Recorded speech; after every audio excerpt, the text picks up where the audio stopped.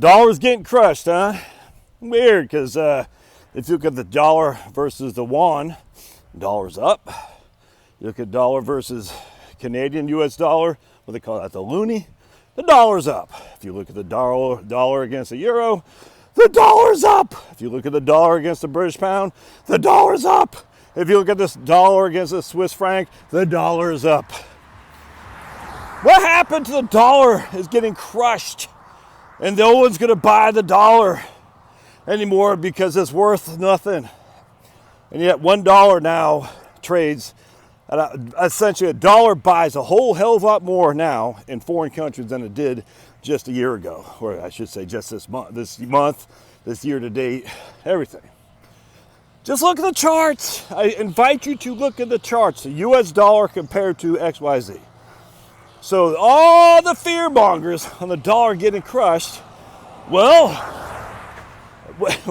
what do you say? Never mind the dollar against the yen. Bitcoin. All right, let's look at the dollar against Bitcoin over the last year. Come on. It's like we have this need to be a doomsday cycle at all times, Where's that from? Put in the show notes. At all times. You will no more travel alone. You'll be with your buddy at all times. Hope you all know where that's from, because basically one of the best movies of all time. Anyway, I don't get it. Now people say, what the right answer would be, the dollar is losing value relative to goods you can purchase. That's not what they say. I mean, yes, that's true. Again, I've said this a million times on Sunday. Hey buddy, what exactly are the goods you can purchase today versus 10 years ago? Has the dollar actually lost value against day-to-day things you consume? Now, in some regard it has, in other regards it hasn't. Because you can buy a hell of a lot more of a TV, of a phone, of an appliance today than you could 10 years ago, even though the dollar has lost value relative to what it was 10 years ago. I think it's all relative in that regard, it is. But the dollar will no longer be the currency because they're starting to BRICS, because the Russia and Indian rubles, what they call it, the rubles and ruples, whatever, because Israel is getting rid of the dollar. Yeah, the dollar is gaining strength day over day. Freaking America kicks ass, man. Gosh, I just wish people would understand this.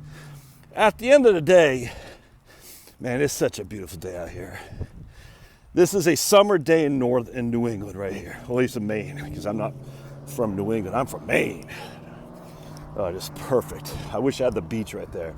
I tell you, man, if I could smell the ocean water, I would be in hog heaven.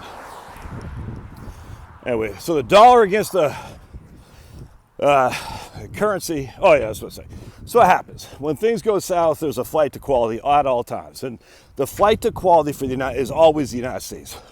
It won't always be like that. Don't get me wrong. We are the best of a bad situation. I grant you, Tina.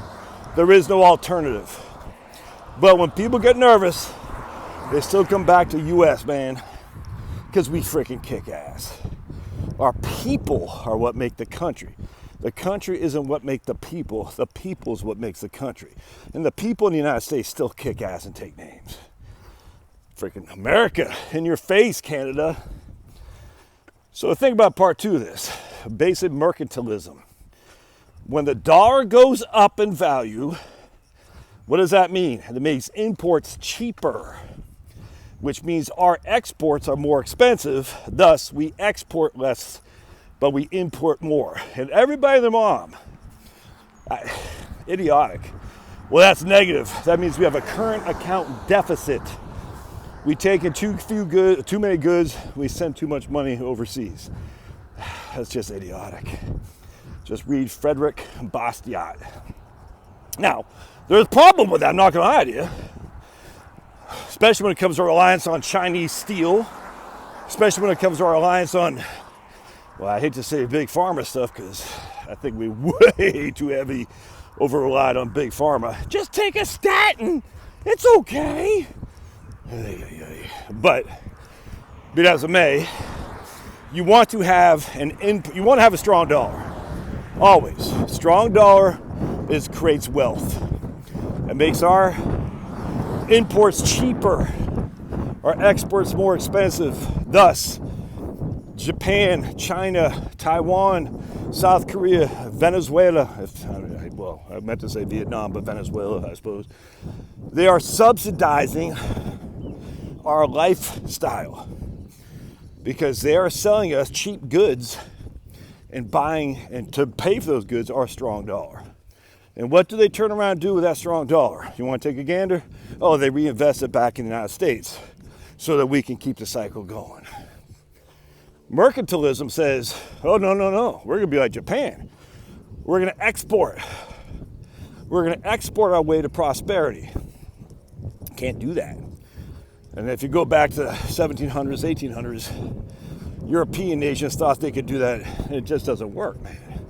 You can't export your way to prosperity.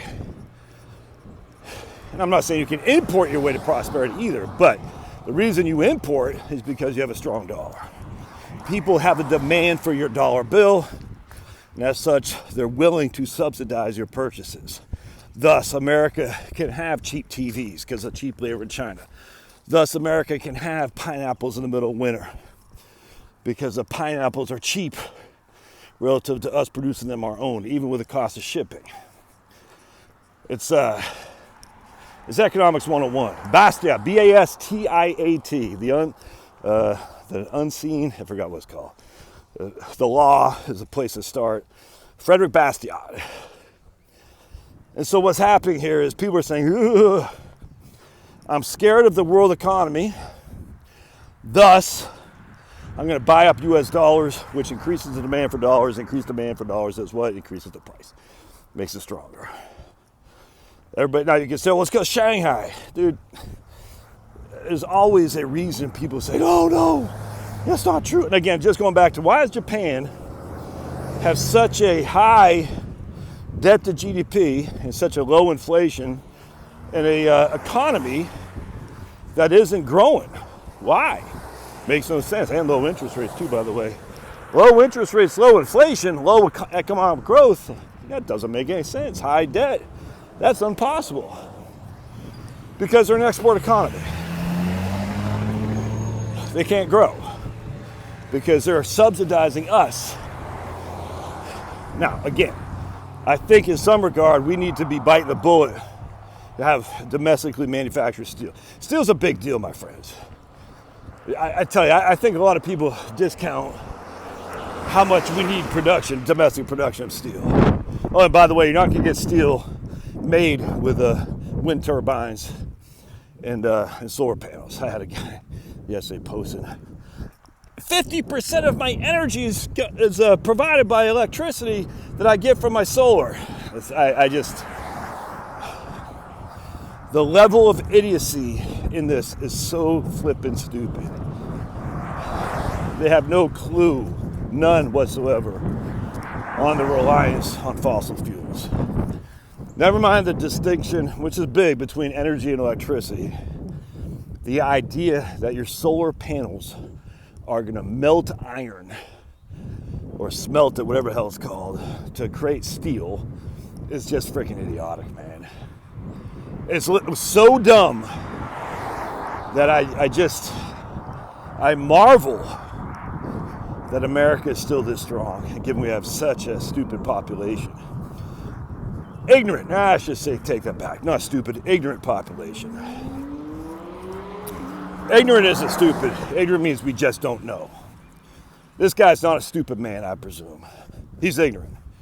He doesn't know the true cost of the day-to-day things he consumes. He doesn't. And as such, he can make ignorant statements like 50% of my energy needs are met by solar. It's just, no, that's simply not true. But be that as it may, that's a battle that I will continue to fight.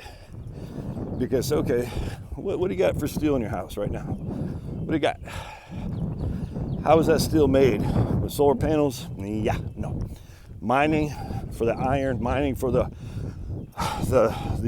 things you got to mine to get out of the ground. Solar panels and wind turbines aren't doing that. Good old-fashioned American ingenuity with engines, with horsepower, run on fossil fuels. People out there now, grant you, a lot of these people aren't even American anymore, I grant you that. However, and that's my concern, frankly, is that we are relying too much on foreign companies to provide the things that we need to live the life we're accustomed to. And that's countries, I say.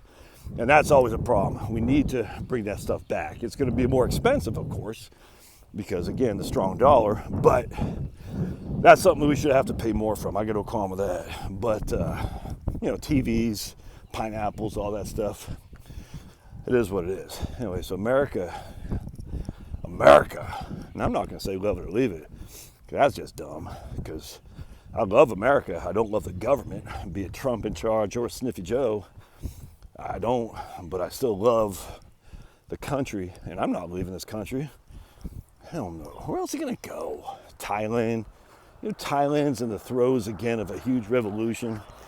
It's essentially almost a dictatorship of some sorts with a monarchy and whatnot. Thailand, give me a break. And you got nothing against Thailand. Give me a break. Mexico, look, I like Mexico. It's just down there. Nice place. People are freaking fantastic.